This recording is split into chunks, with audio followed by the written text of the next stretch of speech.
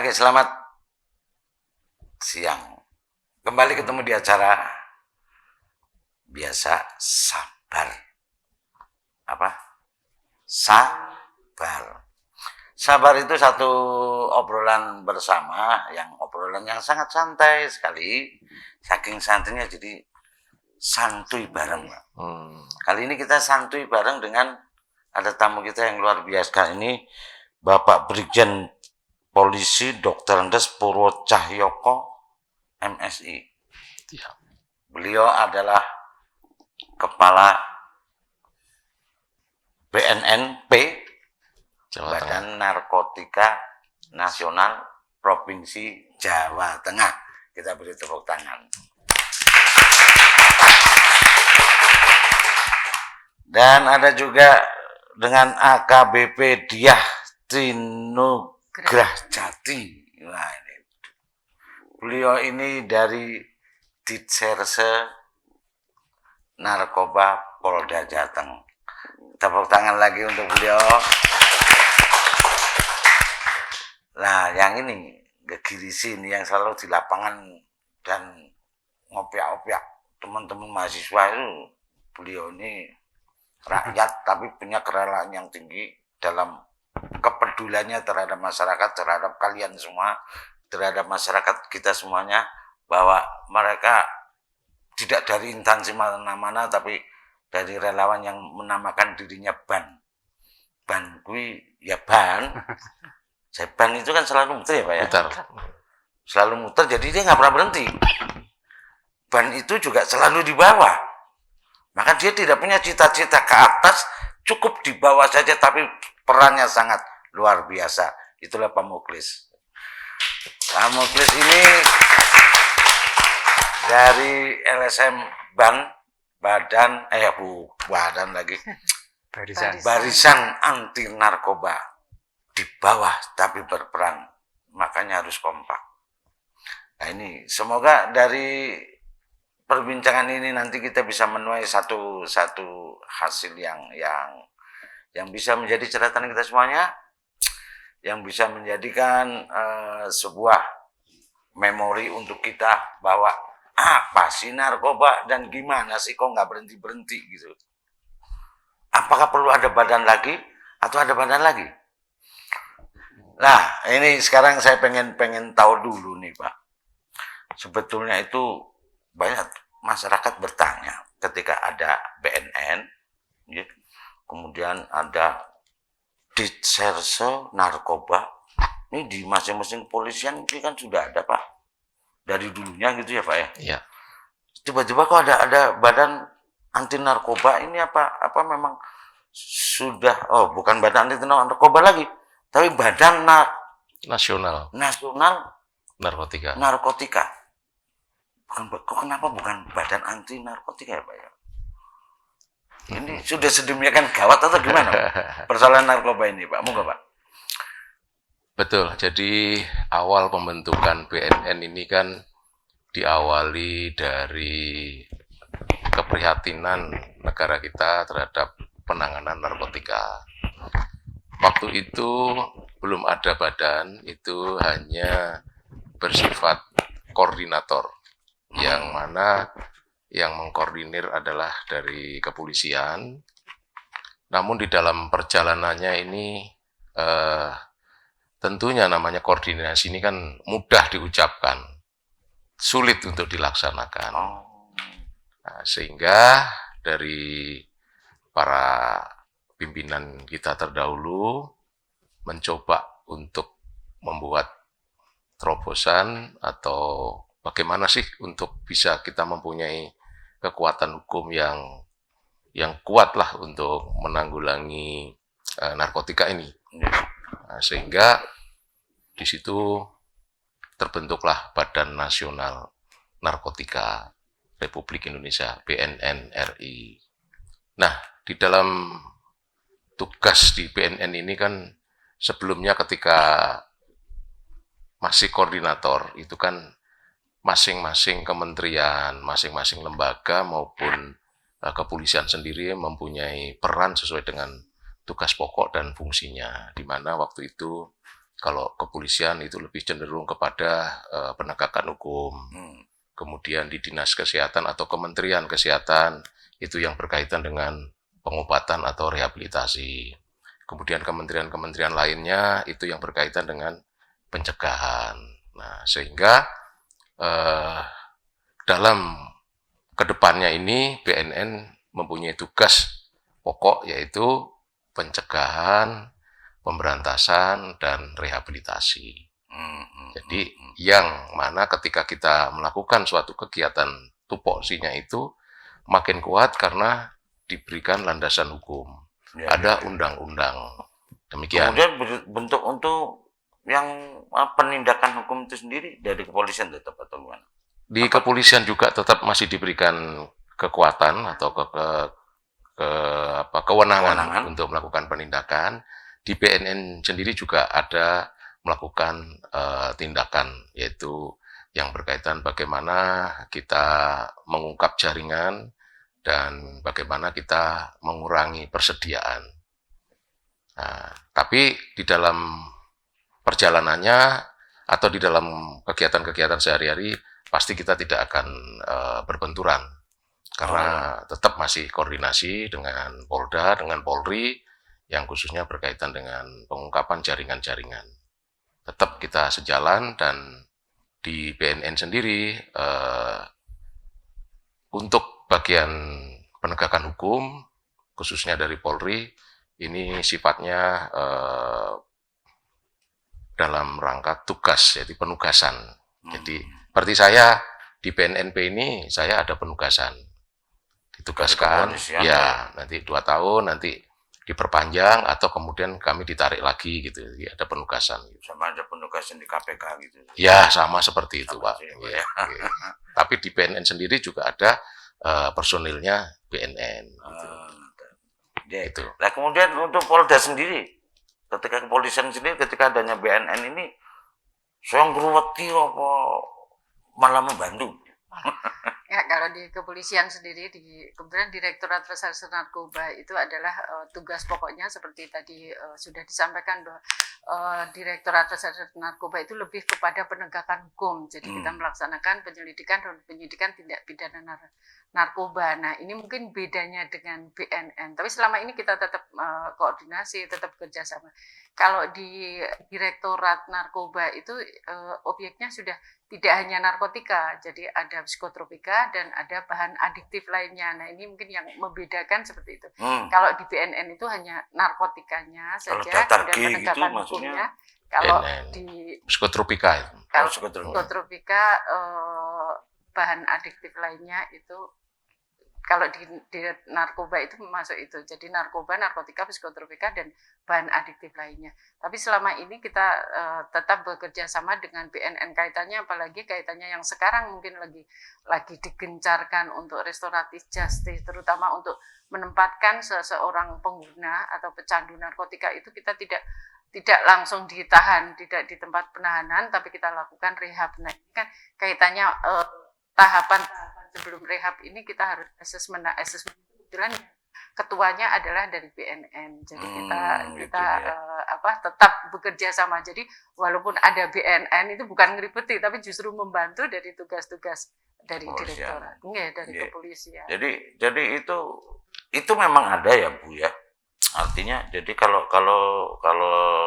untuk rehab itu Polda nggak punya kewenangan untuk enggak.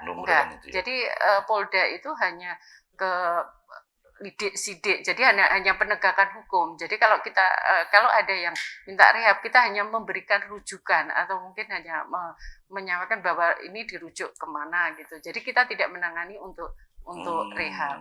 Kalau pencegahan kita ada sedikit tapi tidak terlalu kita juga mengadakan sosialisasi, kita mengadakan itu kemudian bersama-sama dengan masyarakat kita juga mengadakan, tetapi tidak sebanyak mungkin dari BNN. Jadi karena kita lebih happy-nya kan lebih kepada penegakan hukum. Lah kira-kira ini Pak Muslim ini ban ini yang seneng kalimatnya. Oh ya, sebentar Pak. Saya lupa mengucapkan selamat datang juga untuk adik-adik mahasiswa dari ini bukan BAN tapi BEM Pak. BEM. Badan Eksekutif Mahasiswa. ini lembaganya di kemahasiswaan yang mungkin ini sasaran dari BNN untuk bisa masuk. Syukur-syukur ada ban-ban yang lain di perguruan tinggi kan gitu Pak. Betul. Semakin banyak kata Semarang itu kan selalu menerapkan prinsip bergerak bersama. Iya. Kalau bergerak bersama masyarakat dengan aparatnya itu kan akan lebih bagus. Seperti lahirnya ban ini, monggo Pak. Untuk ban ini apa yang sudah dilakukan? Terima kasih. Jadi teman-teman di kami bakal menyebut bukan ban tapi BANN, Pak. BAN, pokoknya ban nasional. Kami dibentuk di Kabupaten Semarang itu 2018. Memang motivasi dari kita bergabung di sana, ya kalau bahasa yang sering kita gunakan adalah amar ma'ruf nahi mungkar. Karena narkoba ini bagian dari kemungkaran, ya. Harus ada memang harus ketika ada kemungkaran ini segera harus ditangani. Kalau kemungkaran itu tidak ditangani segera, ada kebaikan pun ini artinya kebaikan tidak akan berhasil. Jadi ada kaidah kalau para kiai itu mengatakan sesuatu ketika ada kebaikan terus di situ ada kemungkaran tidak ditangani, ini kemungkaran akan menggerus kebaikan itu. Diibaratkan seperti membuat rumah makan. Di sini ada ularnya dibiarkan, Pak. Maka rumah makan itu dia akan menghasilkan yang maksimal. Maka harus ular itu segera ditangani. Artinya kemungkaran yang namanya narkoba ini harus betul, apalagi sekarang masih. Maka kepedulian kawan-kawan di sini memang, apalagi ini menurut BIN itu sudah menjadi ancaman negara. Jadi, negara ini tidak akan hancur dengan hanya militer, tapi ketika narkoba ini terus berkembang akan hancur sendirinya nanti negara ini. Seperti waktu itu Inggris ketika melawan Cina, Pak, dengan perang candu 50 tahun hangus Cina tanpa diperangi karena generasi Muhammadiyah sudah menjadi generasi yang loyo, yang tidak punya semangat hidup. Generasi teler ya. Generasi teler. Nah, ini kalau apalagi hari ini menurut tadi barusan kita dengan Polres Semarang mengadakan peringatan Hari Sumpah Pemuda, dan yang informasi yang kami terima sekarang ini banyak temuan atau anak-anak kecil SD, Pak. Iya. Sudah mulai digarap. Maka kami punya binaan sekitar ada 270-an, dan dari instruksi dari Pak Bati memang harus nanti perlu diadakan semacam satgas di SLT, di SD, di SMP, SMA, yang paling rawan memang SMP dan di SMA itu. Iya. Nah, mungkin nanti harus ada satgas di kampus-kampus. Apalagi kemarin di TV di Sumatera, Pak, ada pesta narkoba di salah satu perguruan tinggi negeri. Iya. Ini memang karena kampus kan paling aman ya. Iya. Di kampus itu paling aman. Malam nggak ada ngelempur bem gitu. Memang ini semacam gerakan laten ya. Kalau kami menaik gerakan laten, yaitu karena jaringan itu tidak banyak orang yang tahu gitu. Mungkin kepolisian juga sejauh mana jaringan itu. Dan ketika seseorang ikut jaringan itu, kami punya pengalaman ketika nangani anak yang sudah masuk ke jaringan itu, sulit sekali untuk lepas. Bahkan sampai ada yang meninggal karena dilawan oleh komunitas itu sendiri. Jadi kalau sudah masuk ke kelompok itu, untuk keluar dari kelompok itu ternyata sangat sulit. Dan ini alhamdulillah ada salah dua yang berhasil, yang tanpa dengan perlawanan bisa menghindar dari kelompok itu. Ya, kami ikut mengentaskan waktu itu.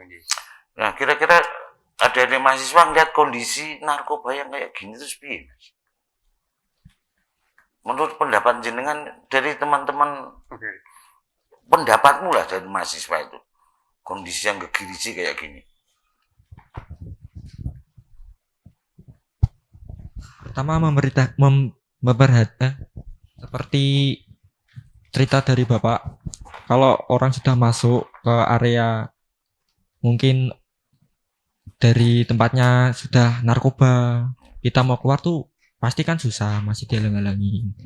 Itu bahaya gitu, Pak. Soalnya takutnya kalau mungkin orangnya tidak kuat, seperti anak kecil. ada orang dewasa dan anak kecil. Pasti kan anak kecil itu seperti disuruh-suruh. Banyak seperti saya lihat-lihat di YouTube cerita-cerita, cuma mau nganterin, mau apa-apa, mau keluar saja tuh seperti takut, seperti dibunuh itu, Pak. Itu memprihatinkan, Pak, menurut saya. Kira-kira dengan kondisi pernarkobaan di Indonesia yang sudah sampai anak kecil, apa yang harus diperbuat mahasiswa? Ini tanggung jawab kita bersama.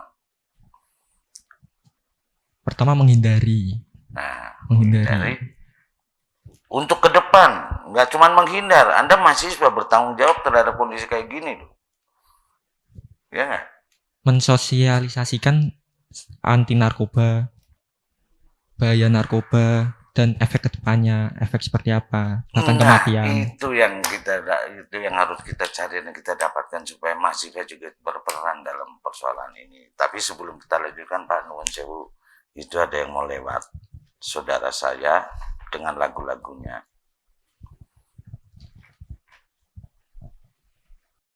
Iya, para pemirsa Stifari TV yang setia, kami Budi Bongkar akan membawakan karya kami yang berjudul Nyanyian Damai.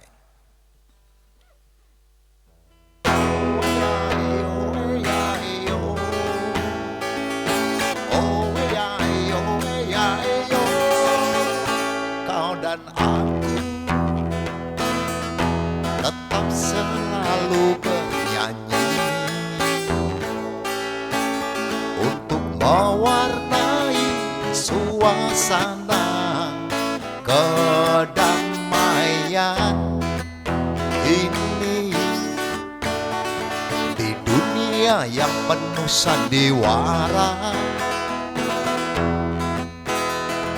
Walau langkah kita berbeda, tetap tujuan yang sama, karena lagu kita selalu bergema, Indonesia Raya,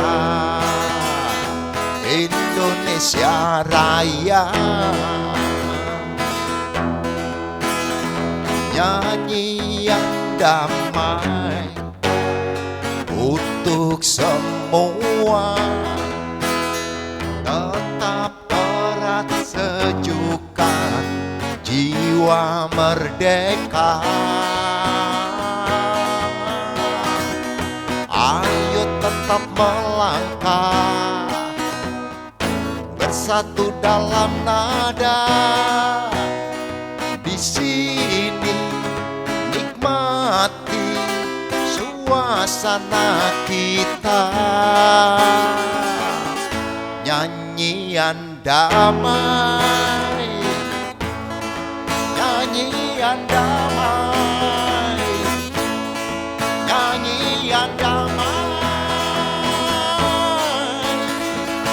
Oh ya, oh ya,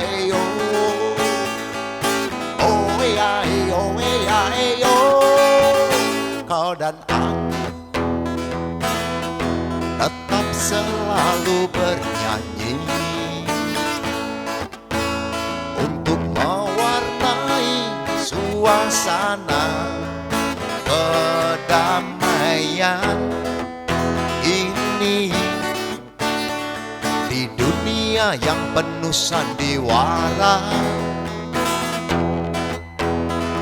Walau langkah kita berbeda, tetap tujuan yang sama, karena lagu kita selalu bergema, Indonesia Raya,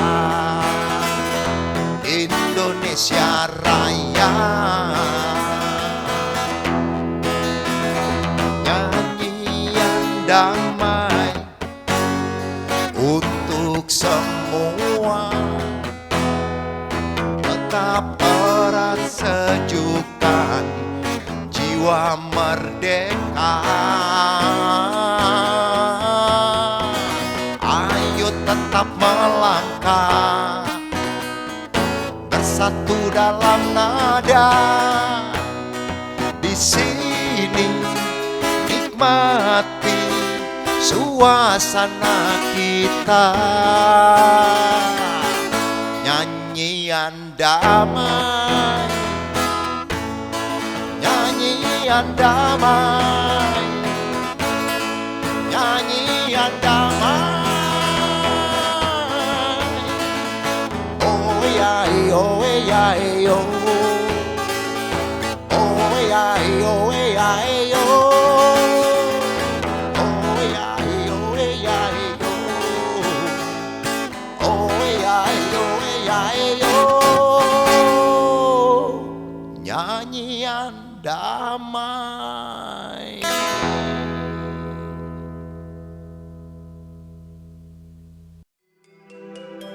Bincang Budaya, program acara yang mengulas tentang berbagai macam sejarah, wayang, dan adat di tanah Jawa.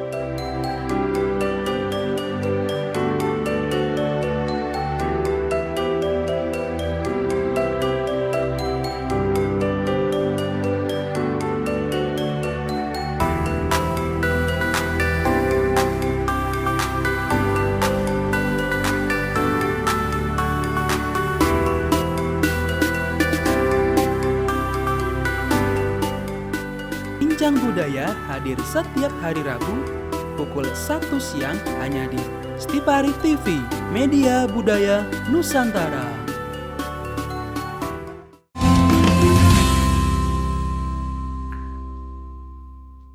Oke pemirsa, kembali lagi ketemu di acara Sabar.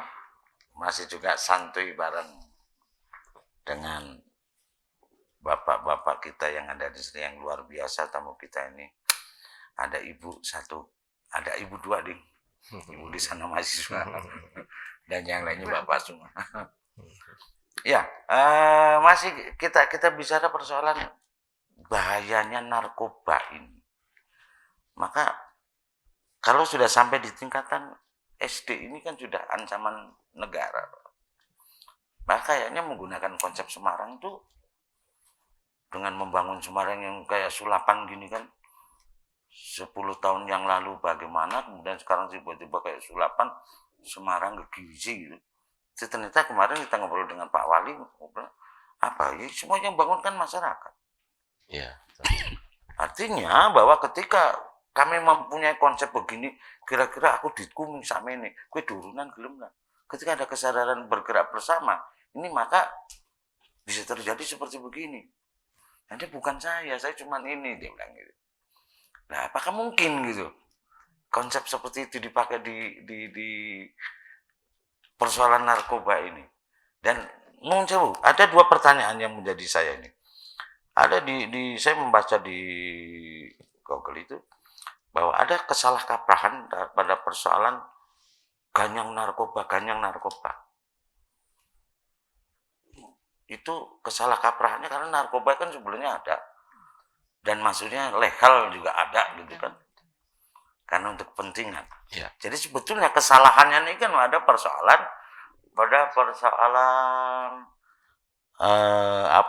penyalahgunaannya, Ya. kemudian Peredaran peredaran gelapnya kan itu, Ya. bukan narkobanya yang Bukan salah. narkobanya. Ini kira-kira istilah itu dulu gimana Pak? Ya. Baik. Memang kita juga sudah mulai meluruskan apa yang dinamakan dengan program P4GN itu, yaitu pencegahan, pemberantasan, penyalahgunaan, peredaran gelap narkotika. Nah, sehingga program yang kita sampaikan adalah program P4GN. Nah, program P4GN ini dikuatkan dengan instruksi Presiden nomor 2 tahun 2020. Yang awalnya tahun 2015 Presiden sangat prihatin, bahkan sampai sekarang pun juga masih prihatin, mengatakan Indonesia ini darurat narkoba.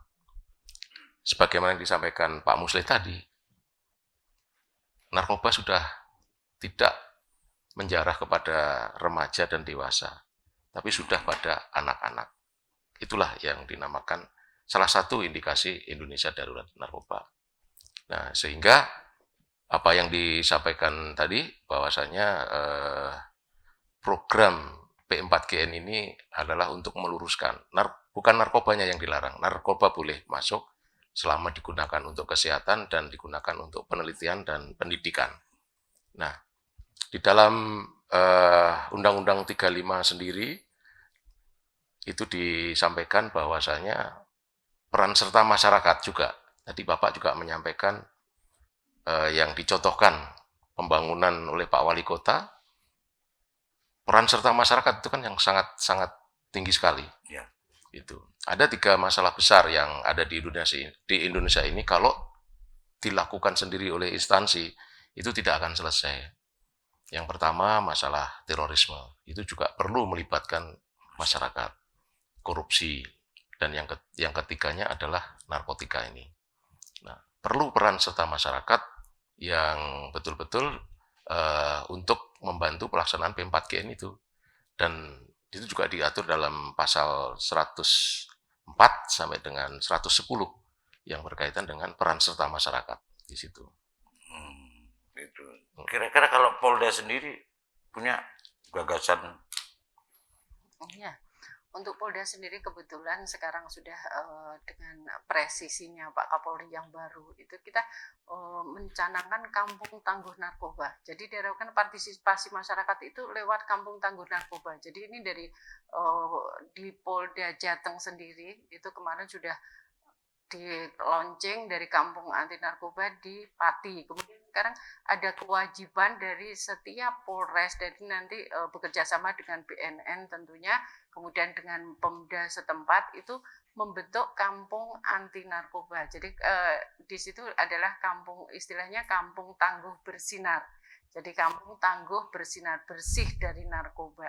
Jadi ini sekarang kita juga menghimpun dari relawan-relawan dari masyarakat untuk mengajak semuanya untuk ikut membangun, ikut dalam kaitannya pemberantasan narkotika tersebut atau narkoba tersebut. Jadi masyarakat merasa bahwa permasalahan ini adalah permasalahan mereka juga. Jadi tidak hanya permasalahan dari instansi atau permasalahan dari Polri ataupun dari BNN ataupun yang lainnya. Jadi masyarakat juga harus ikut serta dalam kaitannya untuk pemberantasan atau narkotika tersebut. Nanti jangan-jangan ini Bu, jangan-jangan itu menjadi kayak kampung tematik. Kita harapkan kayak bisa. Kampung tematik kan di Semarang ada kampung batik, ada kampung pipa, karena di situ membuat pipa. Kampung ini nanti jangan-jangan ini khawatir kita aja. Iya, tapi ada untuk pembentukan kampung tangguh ini ada persyaratan. Jadi artinya kampung yang dijadikan atau dicanangkan menjadi kampung tangguh bersinar itu adalah kampung-kampung yang memang di situ ada peredaran. Jadi ditemukan kasus di situ, kemudian ada peredaran di situ. Nah, dari adanya peredaran di situ kemudian dianggap bahwa daerah itu adalah daerah rawan. Nah, daerah rawan itu kemudian diajaklah masyarakat, disosialisasikan dengan P4GN-nya itu, kemudian masuk di situ bersama-sama dengan masyarakat di situ untuk dijadikan kampung tangguh bersinar. Gitu. Jadi tidak hanya tematik, tapi memang jadi, ada karena sudah daerah ada kasus, rawan, kemudian untuk dibina, kemudian supaya tidak menjadi rawan lagi, jadi langsung jadi bersih. Ini sejalan dengan programnya BNN. BNN itu mempunyai program Desa Bersinar. Desa Bersinar. Ya, desa bersih dari narkoba. Nah,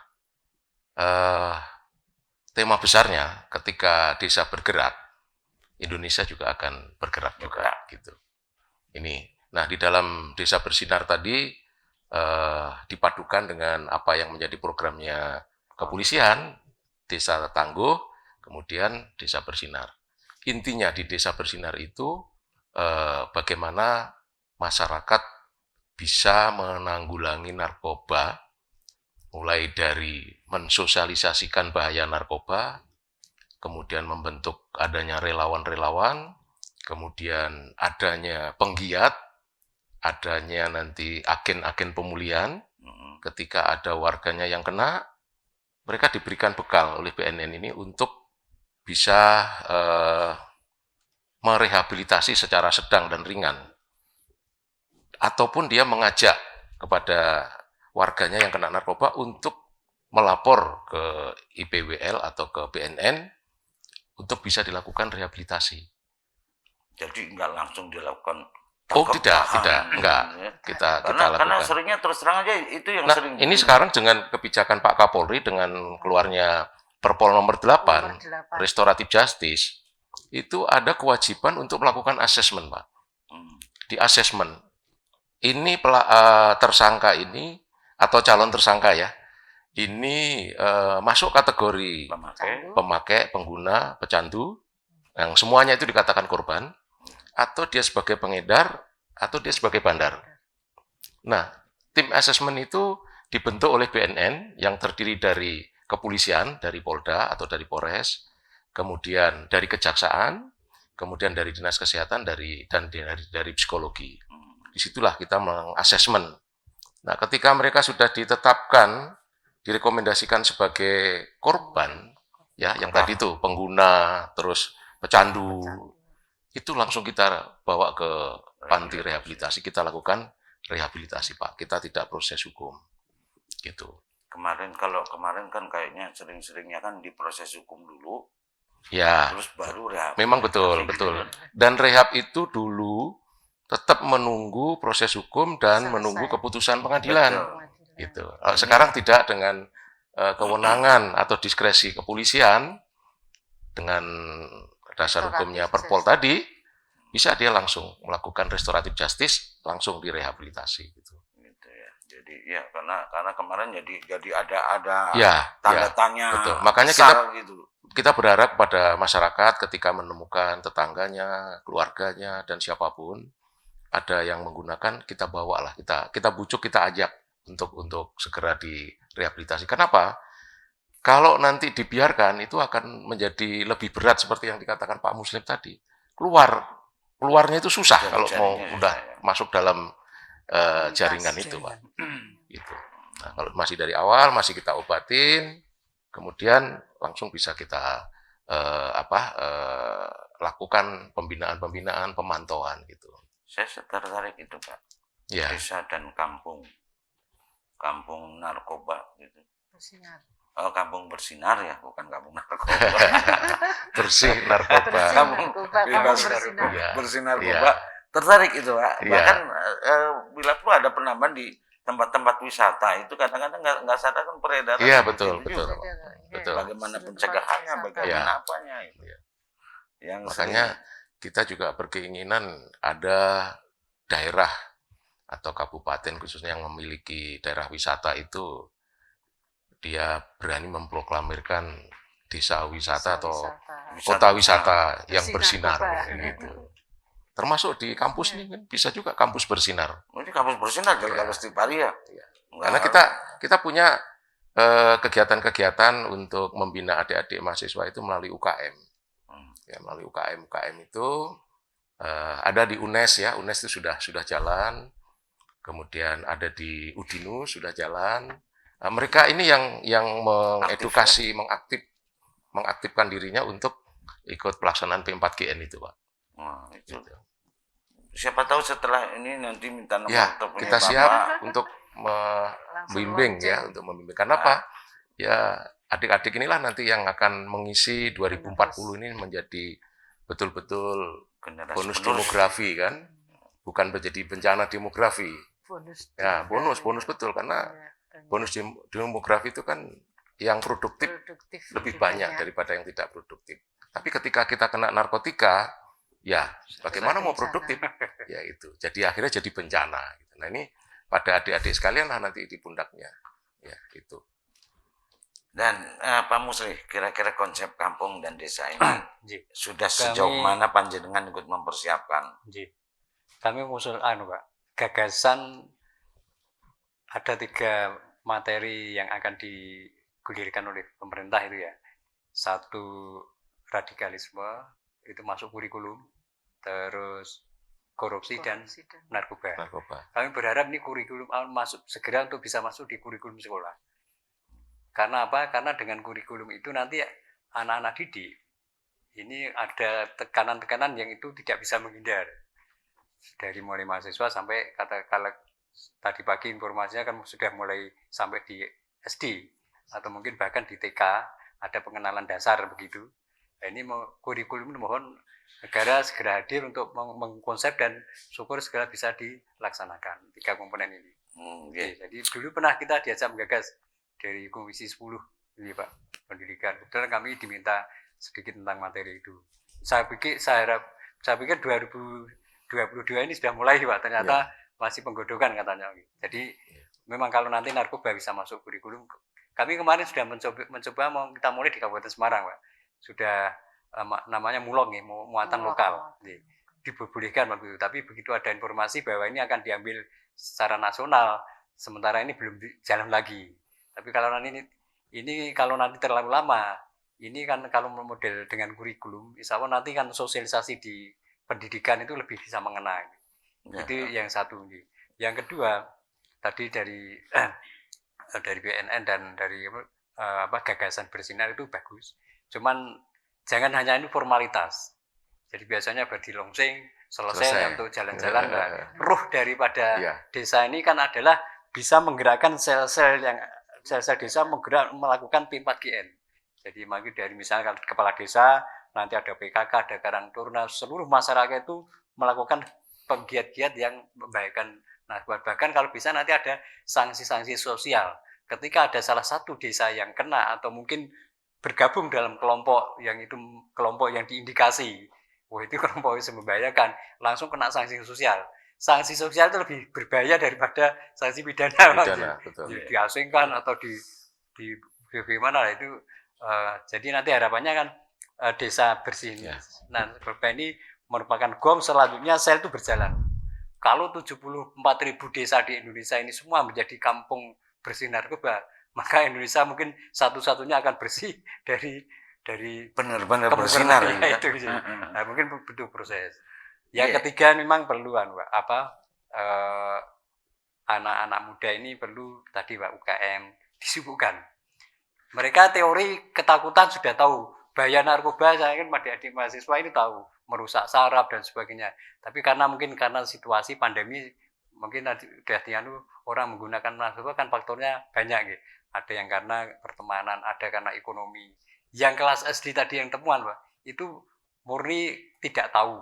Ada yang sengaja karena pandemi orang tuanya gagal ekonomi, mencoba melakukan usaha yang enak tapi hasilnya luar biasa, ikut-ikut menawarkan. Dia nggak tahu kalau itu narkoba, tapi ternyata hanya mengantarkan. Misalnya seperti itu. Ini memang perlu nanti semacam ada identifikasi barangkali. Identifikasi bagi yang sudah kena, terus yang paling penting adalah perlu memprotek yang belum kena. Yang belum kena ini nanti perlu lewat sekolahan tadi, barangkali kelompok-kelompok masyarakat, Karang Taruna, penggiat-penggiat, jadi dipahamkan betul, termasuk ciri-ciri kelompok-kelompok yang mungkin yang sudah mengarah ke sana. Gitu. Karena ternyata tidak semua yang rambut gimbal ngepang itu pasti narkoba, belum tentu Pak. Tapi berdasi. Itu artis-artis kan punya jenderal, tapi juga pemakai. Bahkan ada anggota DPR dulu pernah ada Kapolsek, Ibu Kapolsek itu. Memang sudah semua lapisan. Maka bahaya. Kami kalau menyampaikan ini bahaya laten sudah. Iya, bahaya laten karena tidak tahu Pak, kemana jaringan siapa kepada siapa begitu. Matur nuwun. Dan sebelum kita lanjutkan ada teman-teman mahasiswa juga mungkin mau banyak pertanyaan yang sudah disiapin. Kita istirahat dulu karena teman saya juga mau lewat lagi. Mau nyanyi lagi tuh lihat. Nah. Ya, inilah lagu tentang narkoba.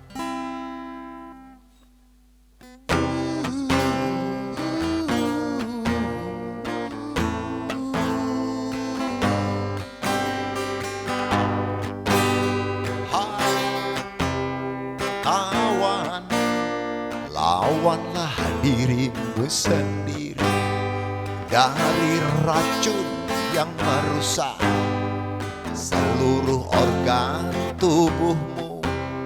Berpikirlah jernih bahwa itu menyesatkan jiwamu, jiwaku, dan jiwa semua.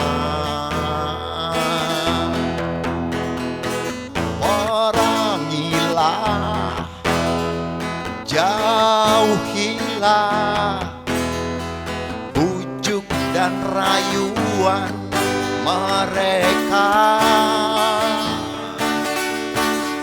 Perangilah, jauhilah, setan pun tertawa jika engkau menyentuhnya. Narkoba, narkoba.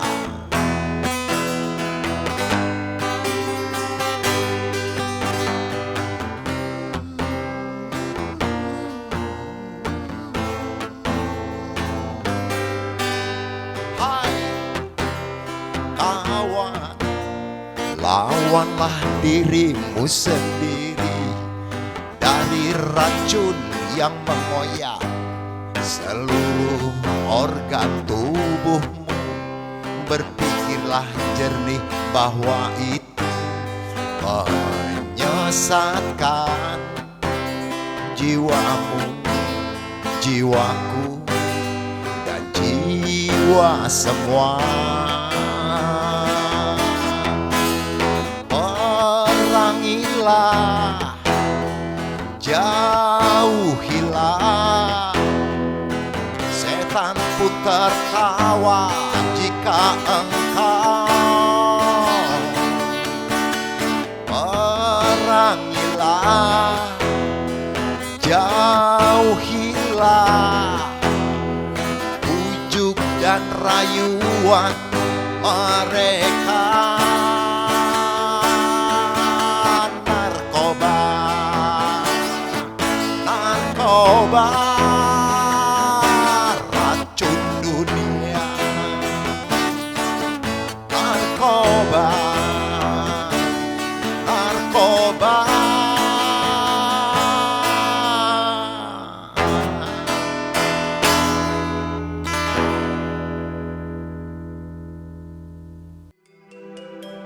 Bincang Budaya, program acara yang mengulas tentang berbagai macam sejarah, wayang, dan adat di tanah Jawa.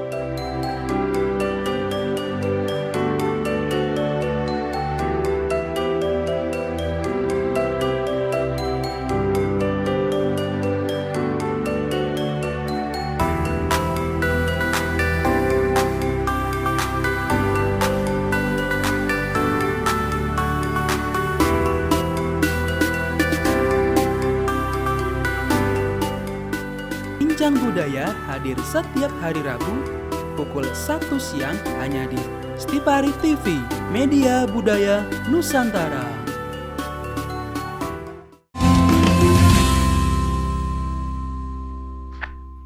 Baik, kembali lagi ketemu di Masih. Tetap aja sabar, karena Anda harus sabar kalau nunggu acara sabar ini. Untuk nunggu acara ini, sabar karena cuma ada seminggu sekali. Iya. Sehingga ngobrol begini aja, nggak tahu besok ketemunya kapan lagi. Iya. Kita sering-sering ketemu, Pak J. Iya, kita siap aja. Program bersinar-bersinar itu. Iya. Kami sangat-sangat setuju sekali. Iya. Dan saya sangat sependapat dengan Pak Musli. Ketika kurikulum muatan lokal itu dimasukkan di dalam apa?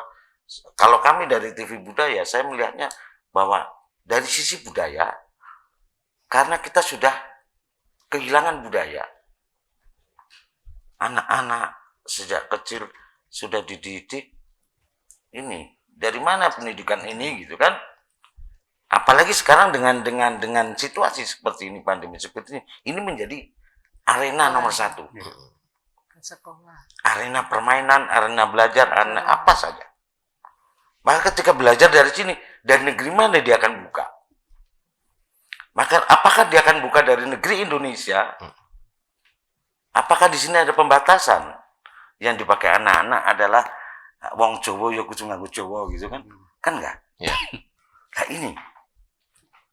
Maka kami melihat budaya yang lebih ditekankan adalah supaya kita punya budaya malu. Sekarang kita bayangin, ada seorang anggota tokoh masyarakat kena korupsi. Yes. Ada wartawan banyak, dia masih sempat, halo. Ini di mana dia malunya? Dulu saya masih SMA, ada pertama kali ada bupati korupsi. Pertama kali bupati korupsi itu hukuman masyarakat lebih kejam daripada hukum nasional. Pidana. Karena apa? Setiap hari itu yang namanya anak-anak pada lewat, korupsi. Itu masih ada budaya itu. Jadi itu yang membuat orang nggak takut lagi, nggak malu lagi. Orang korupsi sekarang habis pulang diarak kayak jadi ini kok. Orang habis masuk penjara gitu, tahu-tahu diarak gitu kan. Kasih bunga. Kan mana yang benar? Mana budaya kita? Budaya malu, budaya timur kita yang seakan-akan sudah hilang sama sekali. Maka kami melihat dari sisi itu adalah sisi kepada budaya. Budaya tentang budi pekerti yang sudah tidak ada lagi diajarkan di sekolah kita. Ini diterapkan kembali. Saya kira dengan penerapan budi pekerti dari mulai SD, SMP yang terus berjenjang, kayaknya itu lebih akan kena sama seperti panjenengan sampaikan. Itu sudah mencakup ketiganya. Dan ini termasuk saya juga kehilangan budi pekerti. Ketika taruh ada minuman, enggak kita minum dulu, Pak. Ada minuman. Biar nggak sepanang. Monggo Pak, tunjuk dulu, Pak. Monggo, Bu. Nah, nanti habis ini mahasiswa disiapkan pertanyaannya. Siap. Ayo. Monggo. Ya. Nah, sambil ini nanti istirahat kamu nyiapin pertanyaan, langsung tanya aja, bebas. Mumpung ketemu. Itu di Jepang, pelajaran SD itu hanya full budi pekerti. Tidak belajar apa-apa dia. Makanya ketika lomba sains itu Jepang kalau tingkat-tingkat SMA ke bawah masih kalah ya. Tapi setelah SMA ke atas itu bagus. Karena pelajarannya budi pekerti aja. Ya. Sekarang kan ada budi pekerti itu. Makanya kalau di Jepang kan kalah atau kena apa? Kayak bunuh diri. Iya. Betul. Itu karena budi pekerti. Iya. Malu lebih tinggi daripada Iya. Haragiri ya. Ini masih break ya? Enggak break, Pak. Kita enggak ada Langsung break, ya? ini tetap santai kita minum. Dan oke, mahasiswa, teman-teman mahasiswa silakan kalau mau tanya. Nah, siapa yang mau tanya? Udah, hidup? Ya. Selamat siang Pak, saya Muhammad Azhar Putra, izin bertanya.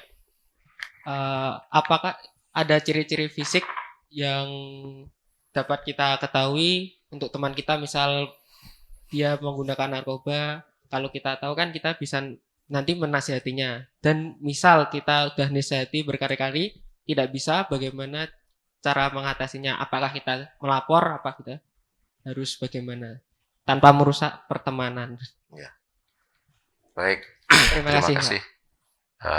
Dari adik kita, mahasiswa BEM Stipari ya. Ada beberapa ciri-ciri yang bisa kita kenali ketika kita melihat teman kita terkena obat. Ya. Yang pertama jelas prestasi dia akan menurun. Ya, prestasi, nilai dan sebagainya itu akan menurun. Itu patut juga diwaspadai. Yang kedua dia sering bolos. Karena apa? Karena sifatnya tuh mereka kalau pas dia gunakan yang dalam kondisi dia pengen halusinasi, dia nggak ada kegiatan ya, hanya tidur aja kerjaannya. Nah, bolos otomatis ya prestasi kan akan berkurang.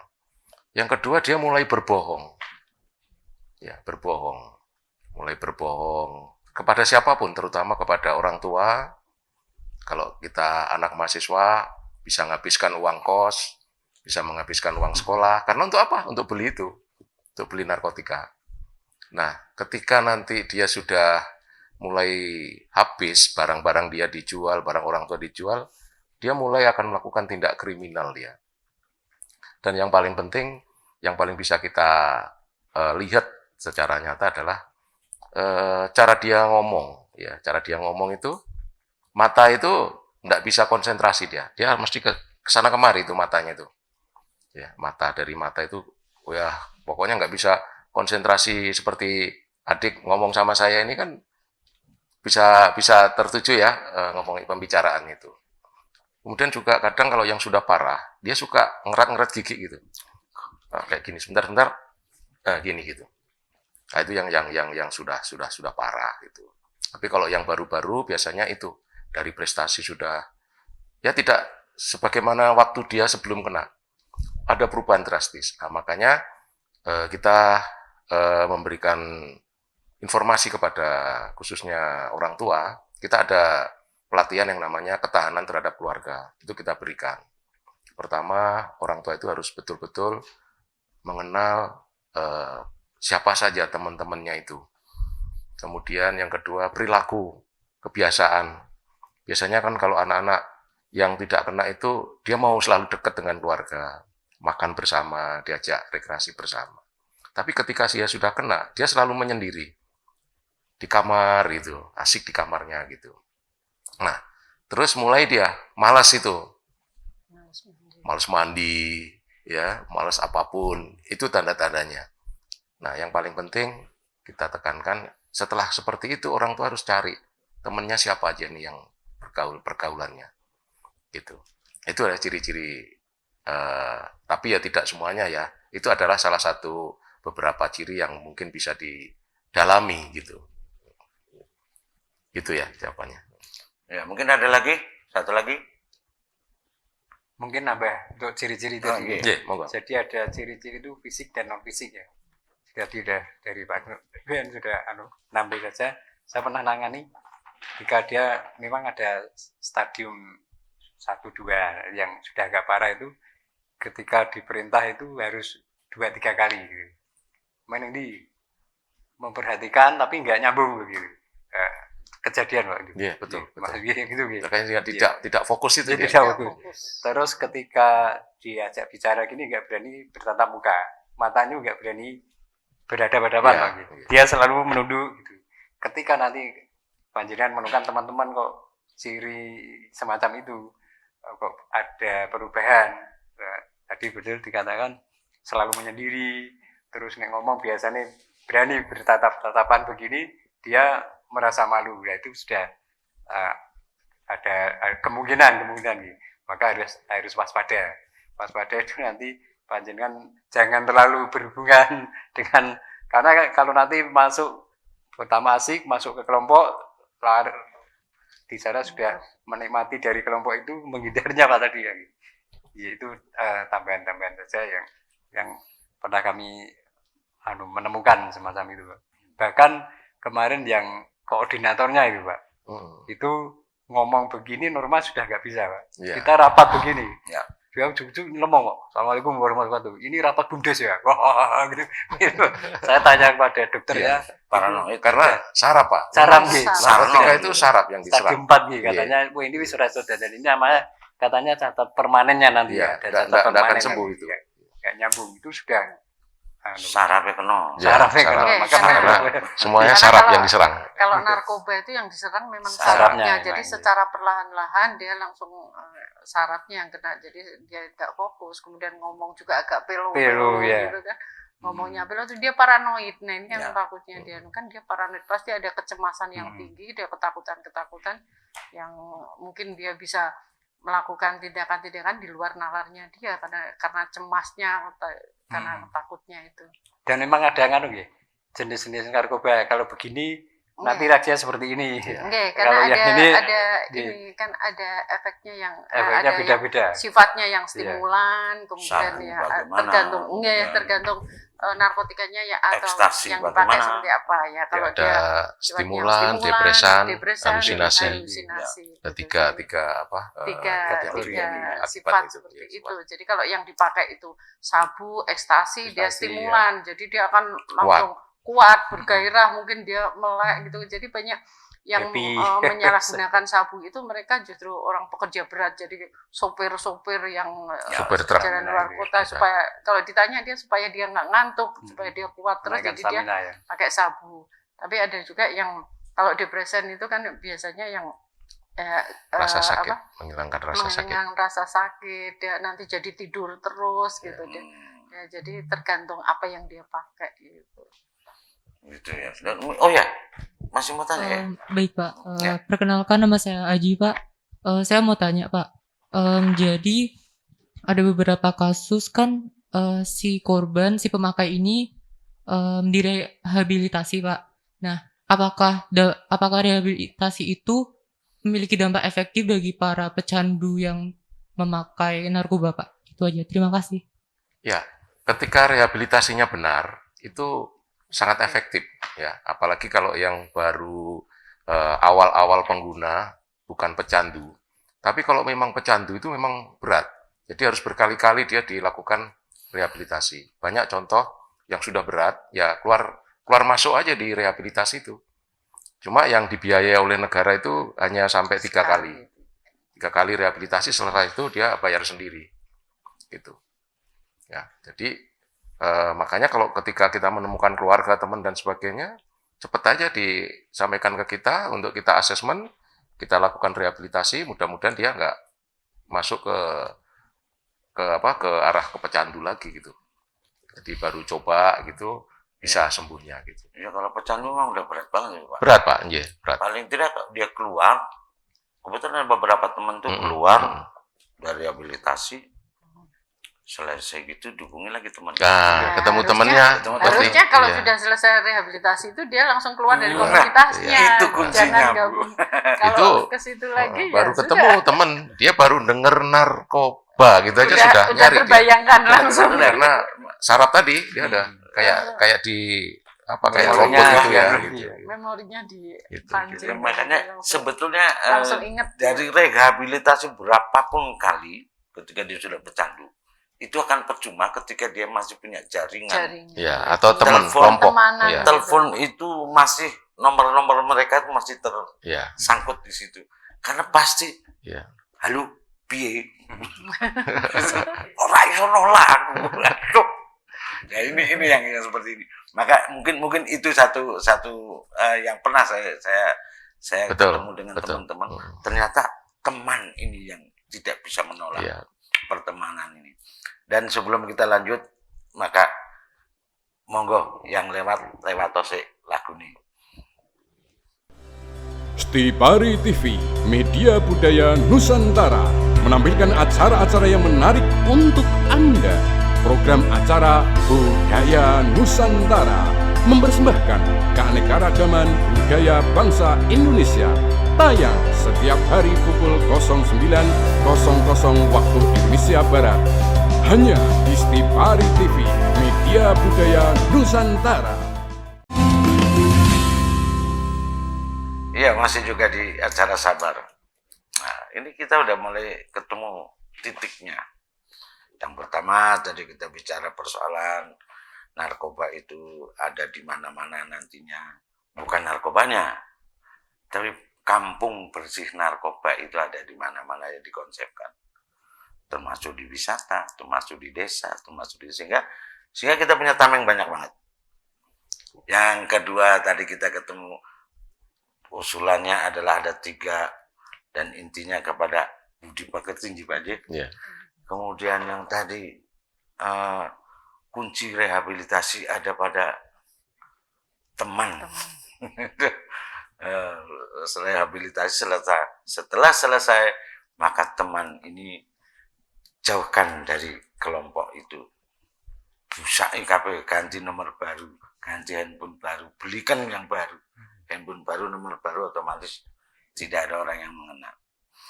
Nah itu tadi ada 3 poin yang bisa kita ambil dan saya kira jadi narkoba ini menjadi satu tanggung jawab kita bersama, bukan cuma tanggung jawab dari bapak-bapak kita dan ibu kita ini. Maka lahirlah yang ada nama Barisan Anti Narkoba, ada Granat, ada Gram, banyak sekali. Siapa tahu mahasiswa bisa bikin, ya nggak? Mahasiswa Anti Narkoba, Amen. Siapa tahu begitu. Kemudian muncul man-man di mahasiswa. Anak-anak SMA juga pada bikin. Nah, maka ini menjadi satu penyebaran yang luar biasa, menjadi tameng luar biasa bagi kita semuanya. Dan mungkin Bapak Ibu punya pesan apa yang bisa disampaikan untuk masyarakat kita ini. Baik, terima kasih. Saya akan berpesan khususnya kepada adik-adik mahasiswa ya. Harus kita kembali melihat atau mengingat kembali peran mahasiswa. Ada beberapa peran mahasiswa di situ. Salah satu di antaranya adalah sebagai agen perubahan. Ayo kita rubah Indonesia yang sudah gawat narkoba ini bisa menjadikan Indonesia bersih narkoba. Kemudian peran berikutnya adalah sebagai social control. Ketika kita melihat lingkungan kita sudah tidak sehat dan banyak narkoba bertebaran di mana-mana, nah ini peran mahasiswa juga sangat dibutuhkan untuk mengkontrol sosial itu. Kemudian yang ketiga tidak kalah penting adalah peran mahasiswa itu sebagai generasi penerus ya. Jadi generasi penerus yang nantinya akan menggantikan pimpinan-pimpinan kita, dan tentunya ketika generasi penerus ini masih tetap pada jalan relnya atau berjalan di relnya, tidak ada narkotika, saya yakin NKRI ini tetap akan masih berdiri dengan tegak dan justru mungkin akan lebih makmur lagi, lebih adil, lebih kaya dan sebagainya. Karena diprediksi ketika nanti 2040 betul-betul produk bonus demografi itu Indonesia akan menjadi Indonesia emas, nomor 4 di dunia perekonomiannya. Nah, ini tergantung pada adik-adik sekalian. Kemudian yang berikutnya juga yang tidak kalah penting adalah adik-adik ini penjaga nilai. Ya, peran mahasiswa itu sebagai penjaga nilai. Nilai-nilai tentunya digali dari bagaimana budi pekerti kita, tadi yang disampaikan oleh Bapak tadi, ya, budi pekerti kita. Budi pekerti kita, nilai-nilai orang Indonesia itu tidak ada lah yang artinya sangat bebas terhadap narkotika, itu tidak ada. Semua punya aturan-aturan, sopan santun, budaya yang sangat tinggi. Inilah yang kita harapkan betul-betul peran mahasiswa yang ada ini dimaksimalkan, ya, sehingga bisa merubah nanti Indonesia dari bahaya narkoba atau sudah dalam darurat narkoba menjadi Indonesia yang bersih narkoba. Dimulai dari adik-adik. Terima kasih. Amin. Mungkin Bu Dia. Ya, terima kasih tadi sudah disampaikan. Jadi untuk adik-adik semua pesan saya adalah silahkan untuk mencari tahu apa narkotika, apa psikotropika, dan apa bahan adiktif lainnya. Jadi artinya adik-adik itu harus tahu persis supaya nanti ketika ada yang menawarin atau ketika ada yang memberitahukan itu dia bisa tahu. Jadi untuk tahu tentang narkoba tetapi untuk dihindari. Jadi silahkan mengenal apa itu narkoba sehingga nanti tidak ada lagi karena ketidaktahuannya sehingga menggunakan, karena ada beberapa nanti ada bentuk-bentuknya, apalagi sekarang itu dengan menggunakan ini yang banyak dipakai itu sosial media, itu kan banyak penawaran-penawarannya, penawaran dalam bentuk apapun gitu, harus ditahu bahwa oh itu narkotika, oh itu psikotropika, itu obat yang dilarang. Jadi adik-adik saya harap untuk belajar tahu persis apa itu narkoba, tetapi untuk dihindari, bukan untuk disalahgunakan. Jadi saya harapkan itu, jadi adik-adik bisa menghindari itu. Mungkin itu aja. Terima kasih. Nah, itu mungkin Pak Musri ada. Mungkin 3 saja. Pertama, mungkin dalam waktu dekat ini nanti Stipari akan mulai menjadi kampus bebas narkoba. Amin. Kami kebetulan juga ngajar di sini, Pak. Oh, gitu. Tapi yang kelas jauh. Kemarin saya sudah bicara sama beberapa dosen. Siap ya? Bapak Ada mahasiswa siap? Iya. Sebenarnya kemarin, Pak. Ya. Bulan-bulan kemarin, tapi karena situasinya, dan mungkin nanti dimulai dari Stipari, yang lain nanti akan mengikuti. Karena begitu nanti ya di situ dikukuhkan mahasiswa sing tadi, Pak, main secara moral akan terbaik. kampusku bebas narkoba, masuk Iya, aku betul.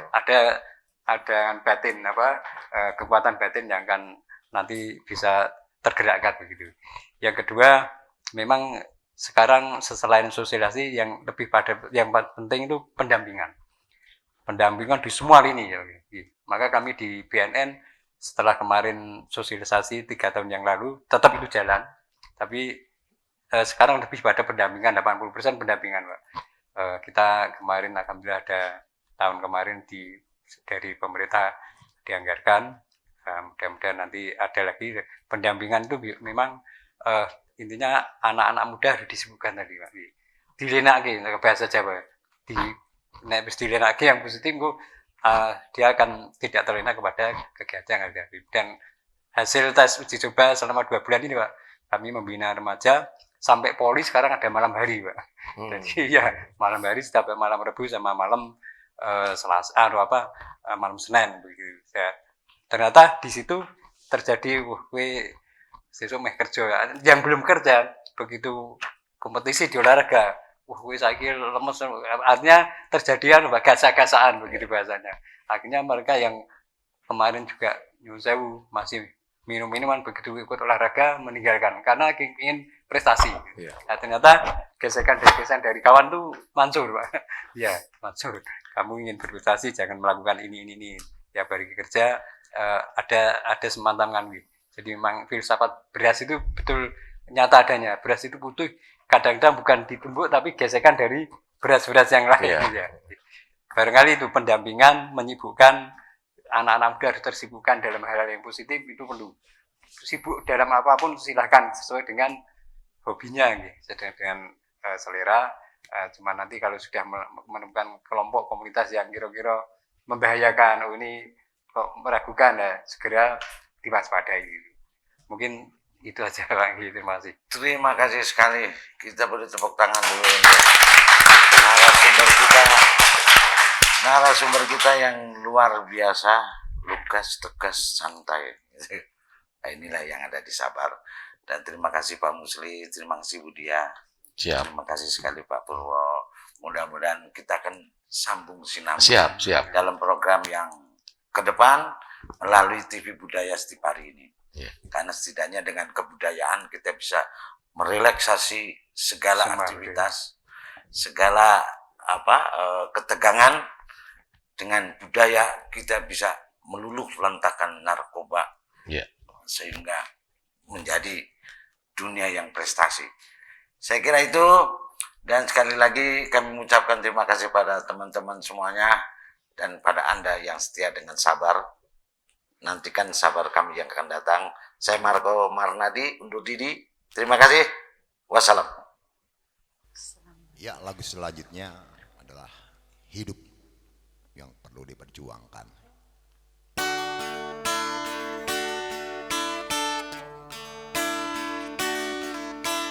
Hidup adalah perjuangan, berjuang untuk hidup adalah tantangan.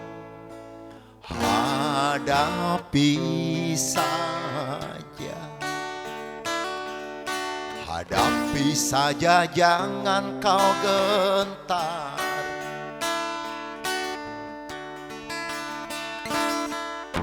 Suka dan duka pasti hinggap. Setiap manusia pasti menyentuhnya.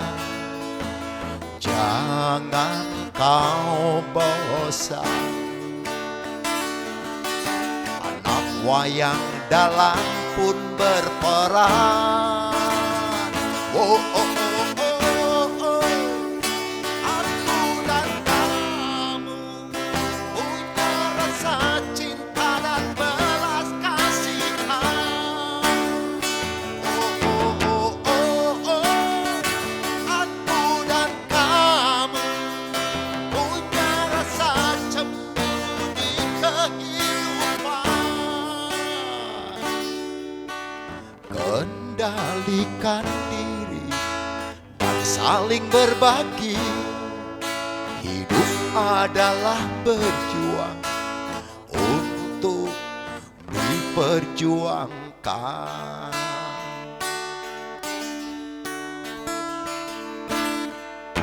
Suka dan duka pasti hinggap. Setiap manusia pasti menyentuhnya. Jangan kau bosan. Anak wayang dalam pun berperan. Aku dan kamu punya rasa cinta dan belas kasihan. Aku dan kamu punya rasa cemburu di kehidupan.